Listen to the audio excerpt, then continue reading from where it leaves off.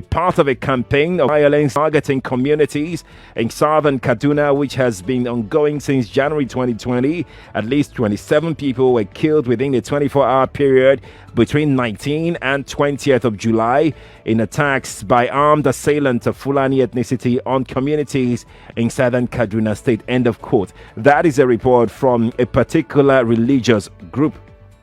So it shows the kind of coloration the crisis in southern Kaduna, has taken. So many of them. A statement by President Muhammadu Buhari's media aide Garba Shehu about 3 weeks ago, to be precise, July 21st, came out condemning the attacks.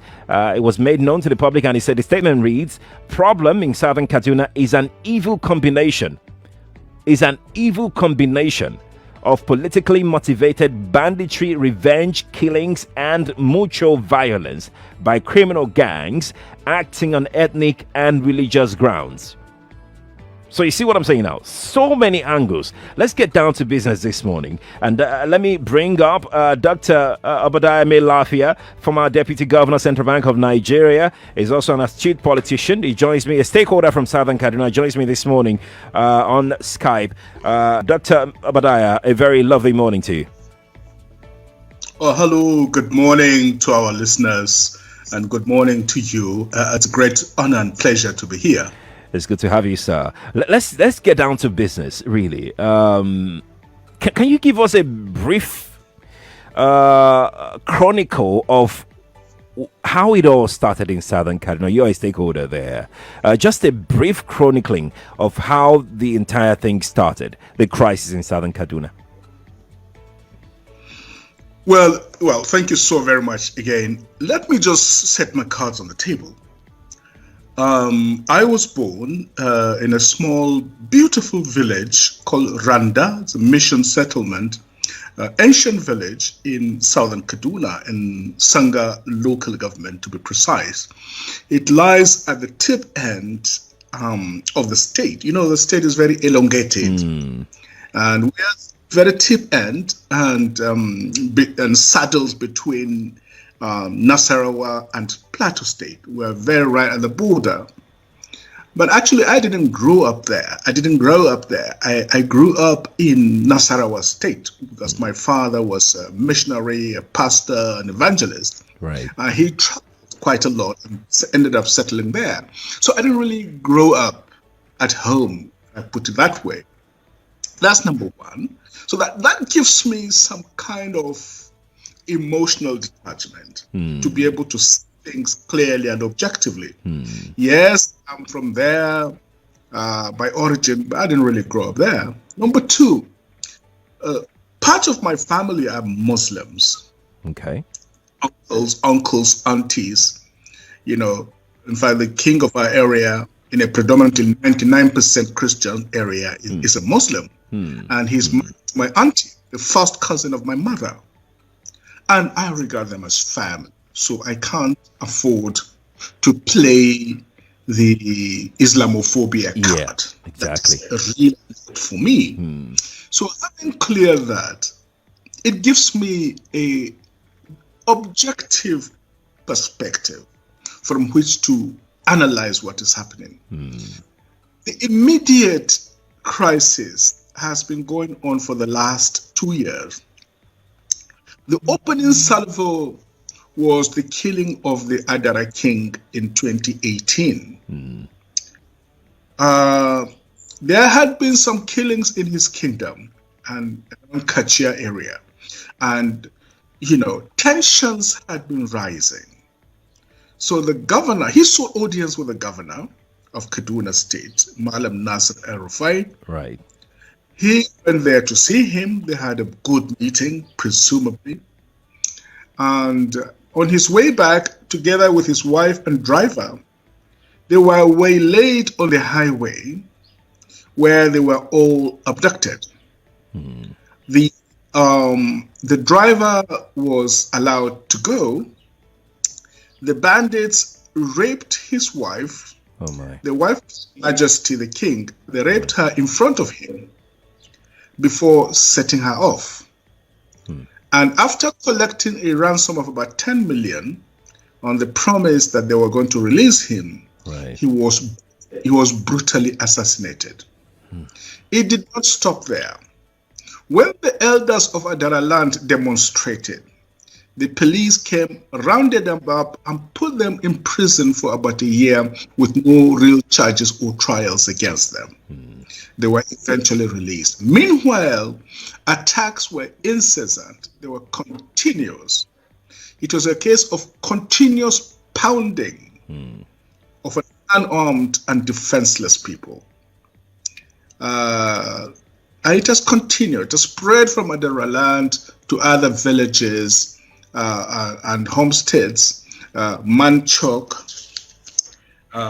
Kagoro, very recently, Kurmin Masara, Takwai Isa, Ataka Mawe, Fadang Atakar, Laduga, Zangon Katav, Magama, Zamando, the list goes on and on. The figures are not reliable, but it is clear that we are talking of a very serious and well calculated and well strategized, killings. What caused these killings, Dr. Obadiah? That amount to genocide. What could have caused this? What could have caused these particular killings that you've enumerated? What is the cause? Do you have an idea? Well, again, let me just also clear one fact that in the 80s and 90s, you asked me for the immediate causes, which the immediate, process of killings, which I explained, but it goes as far back as the 80s and 90s. You may have heard of the infamous Zangon Kataf killings. That's right. In which the settlers, Zango means a settlement. And in ancient times, the house of people who were itinerant traders used to pass through there. They would settle there and, water their camels and their donkeys, and then proceed on whatever journeys they were going to. And then eventually became a kind of more permanent settlement for the Hausa Fulani community. Hence it is called Zangon Kataf, in Kataf land. Then they began to demand control of the market and even demand to have their own chief.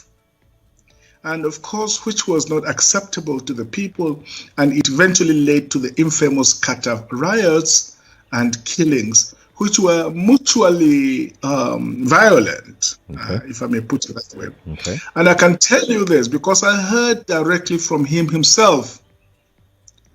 General Zamani Lekwot, very distinguished military officer, retired from the Nigerian Army, former governor of Rivers State, and ambassador to Senegal.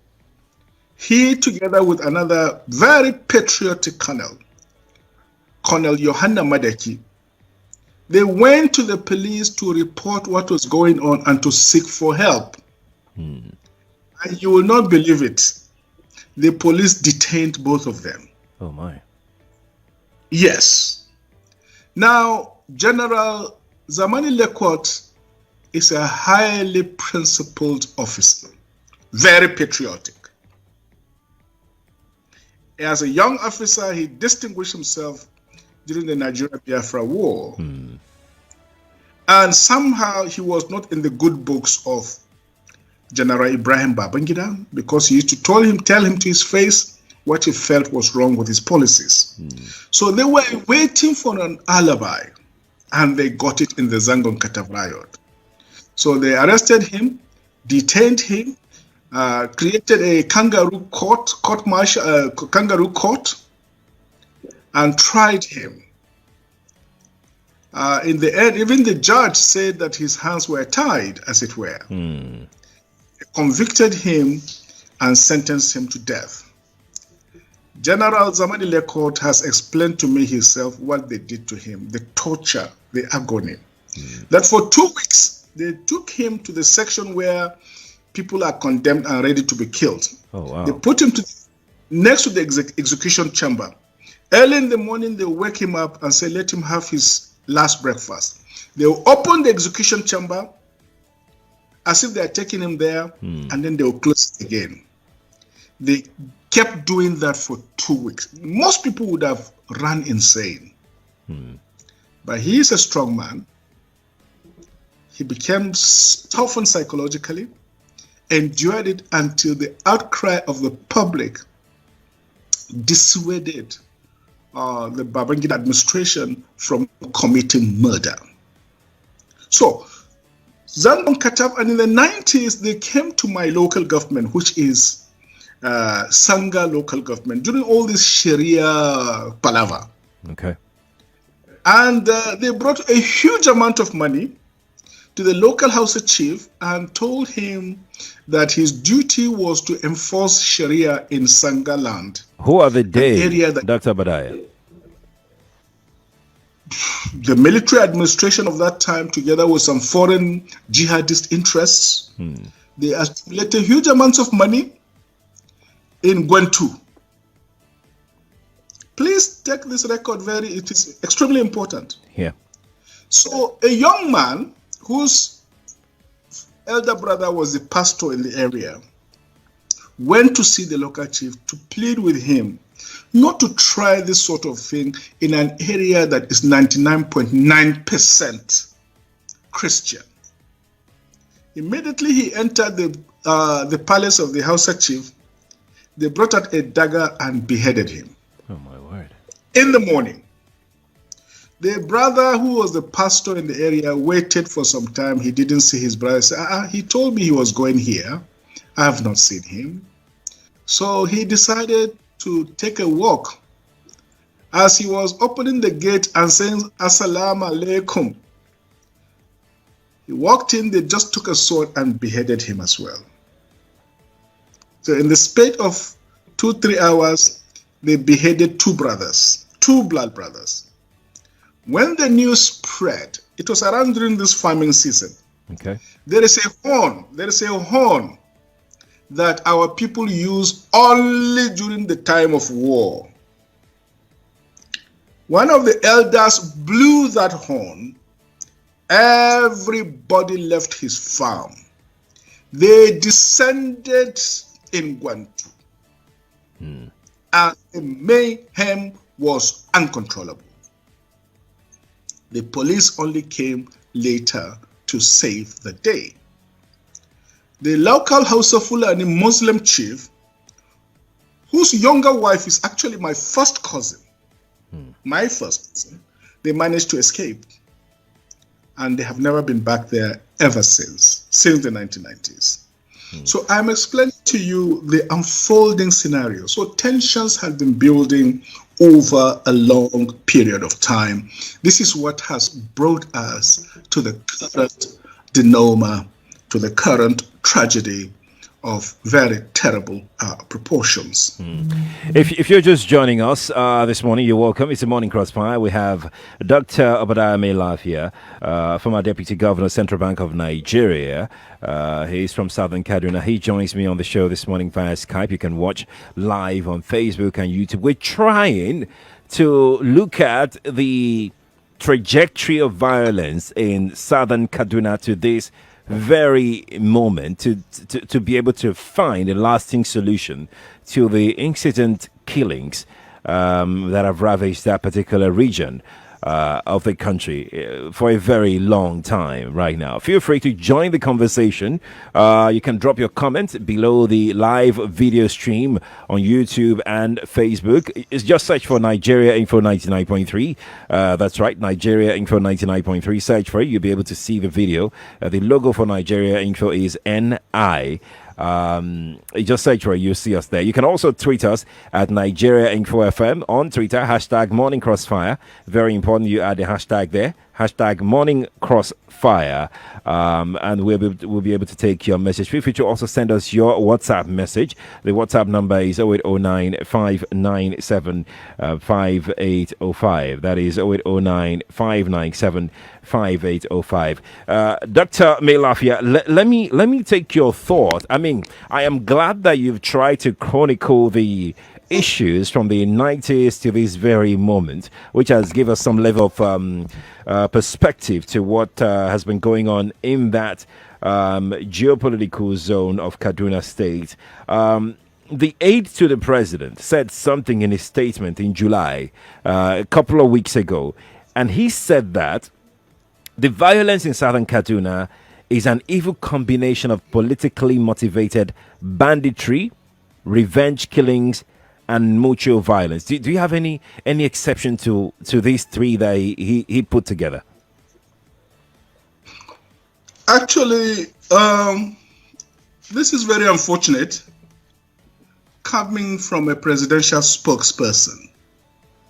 He has shown himself to be ignorant and to be grossly insensitive.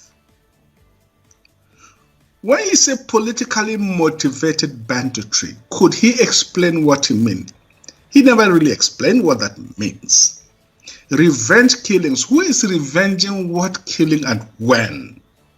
And then mutual violence. Mutual violence itself is a symptom of other things. So I think that response says more about the spokesman rather than actually about the people of southern Kaduna. Okay, fine. Let us say it is politically motivated banditry, revenge killing, mutual violence. So what have you done about it? Does that in a way explain it away? Does it justify it? Does it make it acceptable? So after saying all of that, what next? What has the government do? See, don't forget, the governor of Kaduna State, in the person of Malam Nasir Ahmed El-Rufai, actually some few years ago confessed openly that, the killings were politically motivated because of attacks during the 2015 elections, and that they had traveled to Mali, Chad, Niger to find out the ringleaders of those who had killed the people of southern Kaduna and paid them money from our state treasury so as to appease them so that they will not come back and continue the killings. He did not disclose how much. He did not disclose who those people were. So if we knew who these people are, and the reasons why they killed, why haven't we come out openly to identify who these people are? Let me tell you something. Yes, please. That people would not know. The northern establishment have a special, and I would say special, hatred reserved for three sets of people: southern Kaduna, Plateau, and Benue. They would prefer anybody anywhere in the world except from those three. When you say the northern establishment, are you talking about the Muslims in the north? I have tried to avoid the issue of Muslim Christian. It is not that. The northern power establishment know who they are. They are not necessarily even Muslims, because good Muslims wouldn't be doing what they are doing. They are just a set of murderers, fraudsters, and criminal gangsters that are occupying political offices. This is what they are. So what is their aim? What is the end game? What are they aiming to achieve? I think you allow me to talk. If you permit me to talk, I will talk. Okay, please go on. They have special hatred for southern Kaduna people, a special hatred for Plateau people, and a special hatred for Benue people. And the reason is historical. These sets of people were never defeated during the Fulanis Jihadi of the early 19th century. They are who they are because they were never conquered.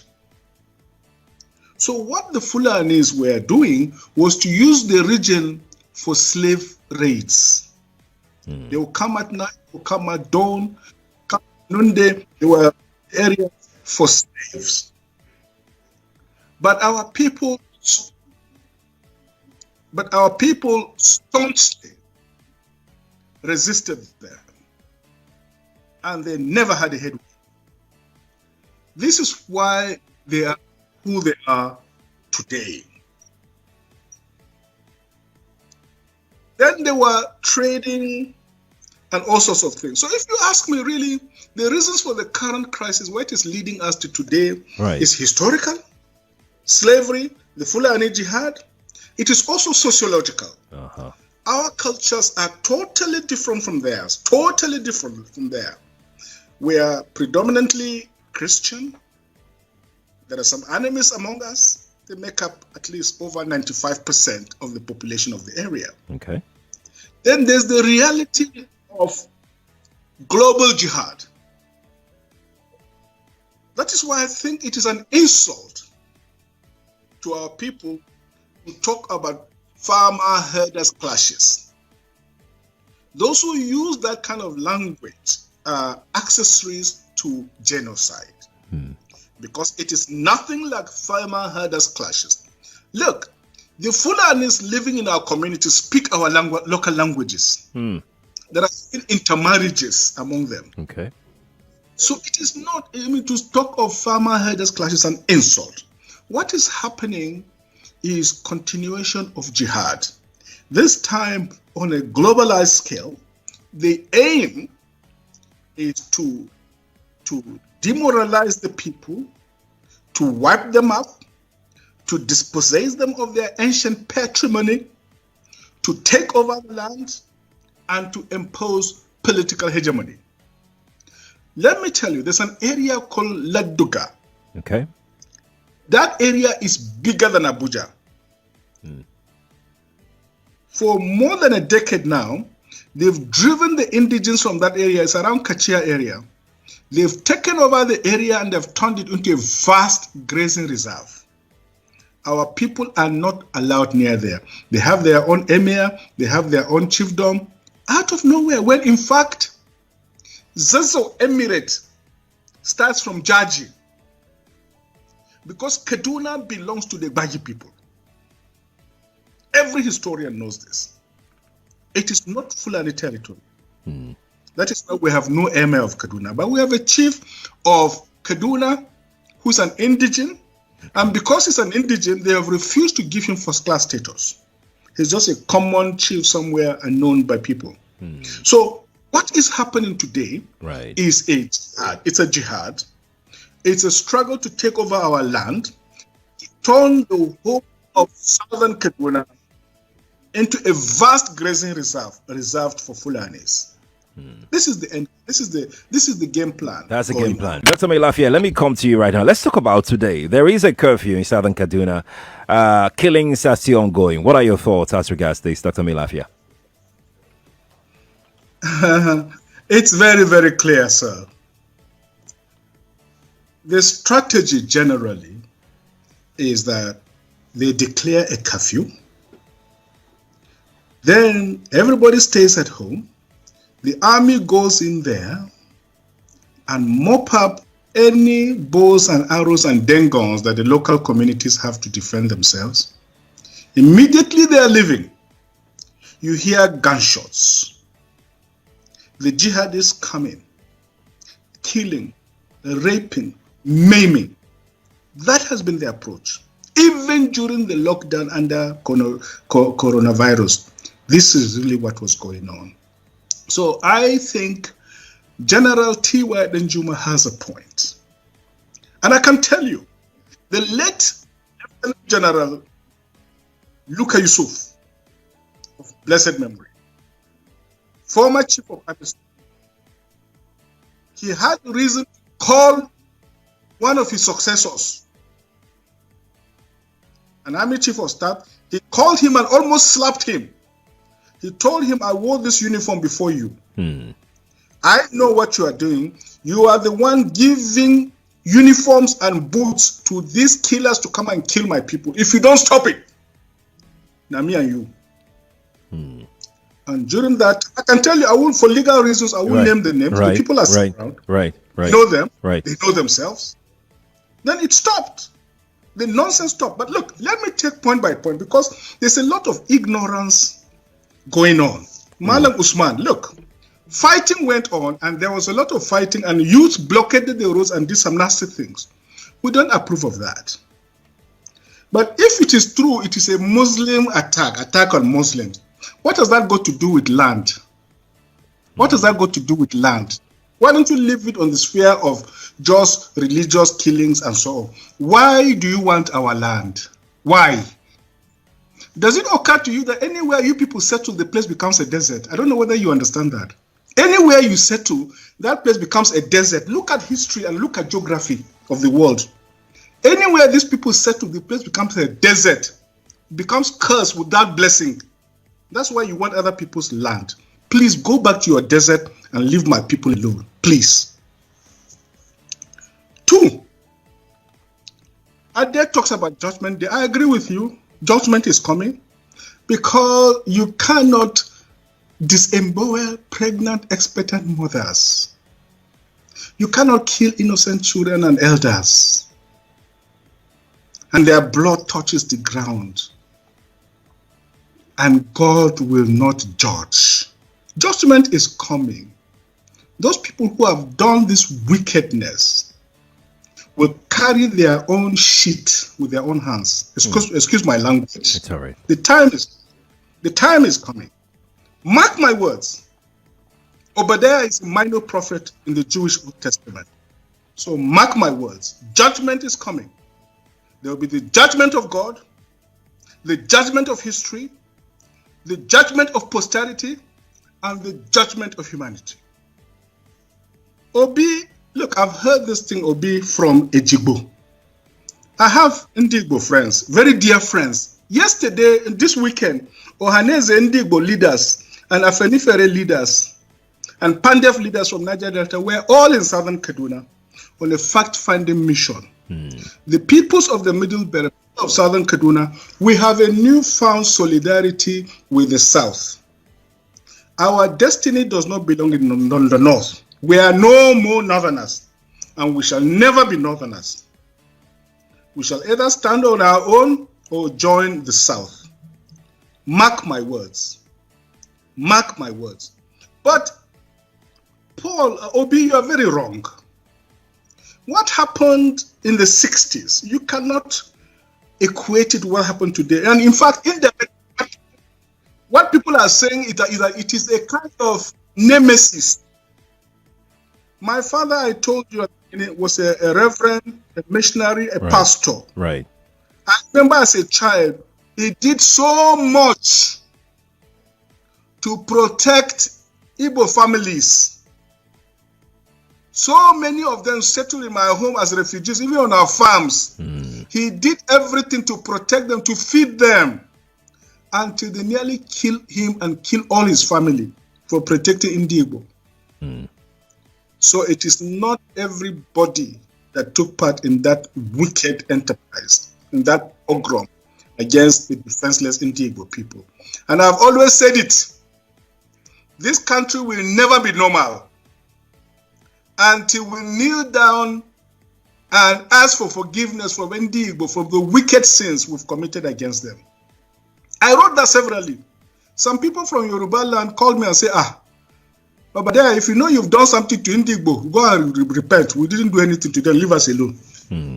That is the attitude of many people in the country. But you cannot equate the two. So because genocide took place in Turkey during the Ottoman Empire, because lynching took place in America, so we, the grand people that sent the slaves there, where if something happens to us, we're equally guilty, so it is okay. Obi, mark my words. When they finish with all, they will come to you. Don't think you are free. Wake up and smell the coffee. As for Mr. Paul, the role of the police, security, and stuff, look, we have reason to believe that the full apparatus of the military is behind the banditry and violence, because it is a global jihad. They are financing them, they are giving them uniforms, they are disarming our people, and allowing them to come and kill and rape and maim. So Lieutenant General Theophilus Yakubu Denjuma is perfectly right. And let me make it very clear. Even my name, Obadiah in Jewish Old Testament means servant of the Most High God. Mailafia means a man of peace. So I am by destiny the servant of God, servant of the people, and the man of peace. I abhor violence. If you could see my hands, I have never lifted my hands to commit violence, either in word or speech or action. I belong to the Martin Luther King school of thought. But let me make it very clear. Our Constitution protects the right to life. Right. It enshrines the principle of self-defense. So it is true of municipal law as it is of international law.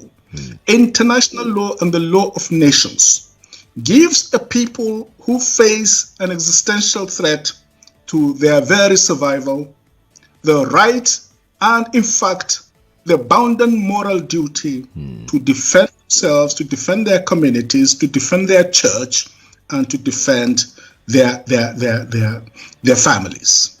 No one can take that right away from them.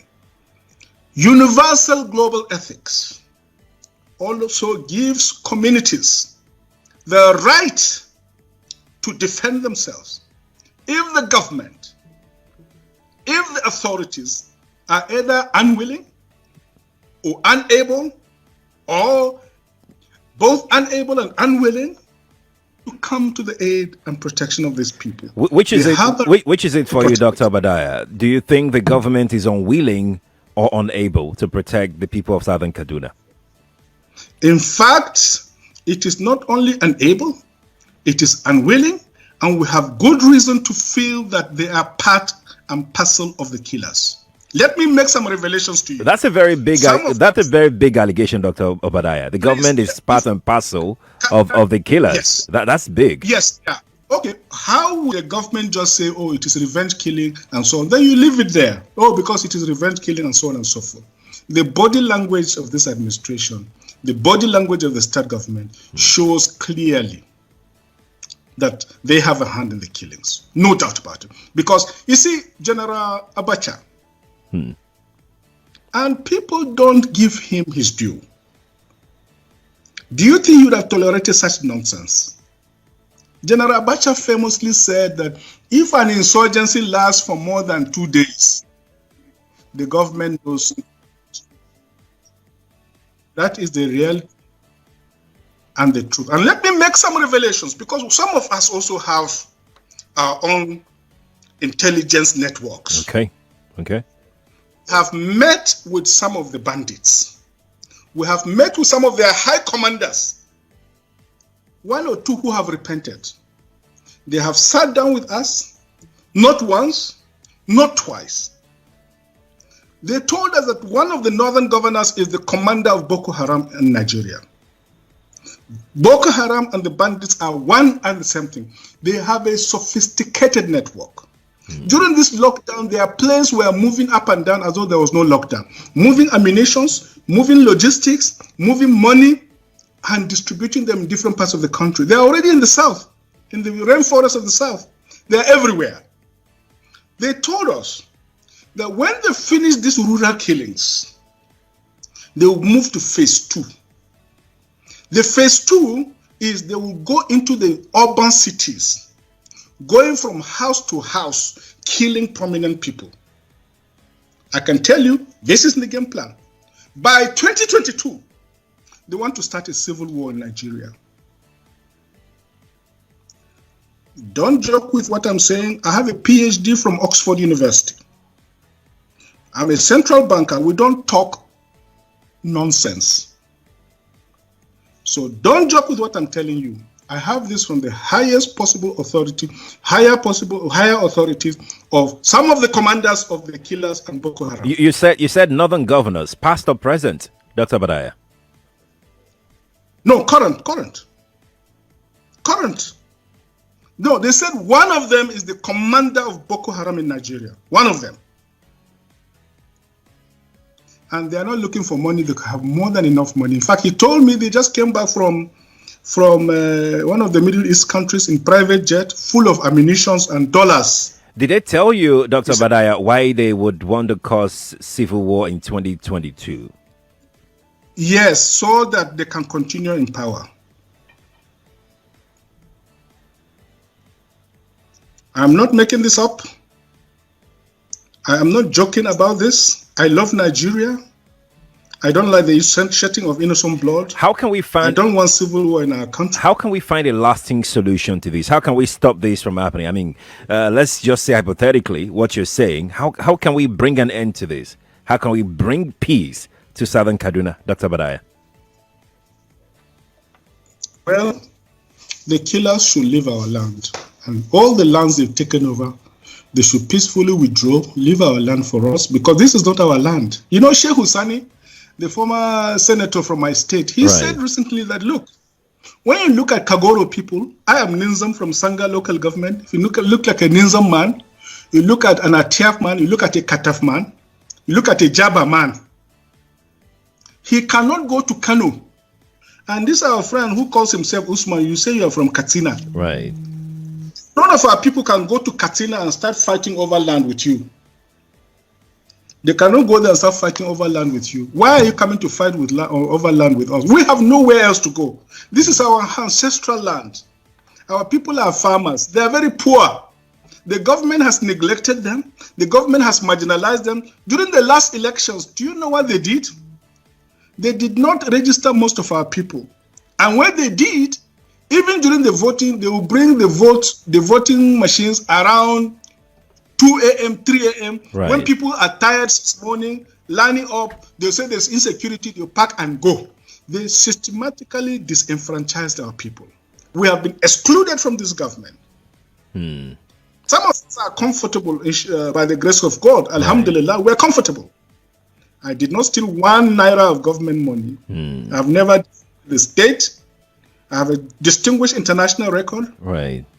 So I'm very proud of myself. I will never beg from anybody or from government. As a matter of fact, I despise them. Their money is cost. Dr. Obadiah, thank you. We will have to drop it here because of time. Thank you so much for coming on the Morning Crossfire. It's a pleasure talking to you this morning.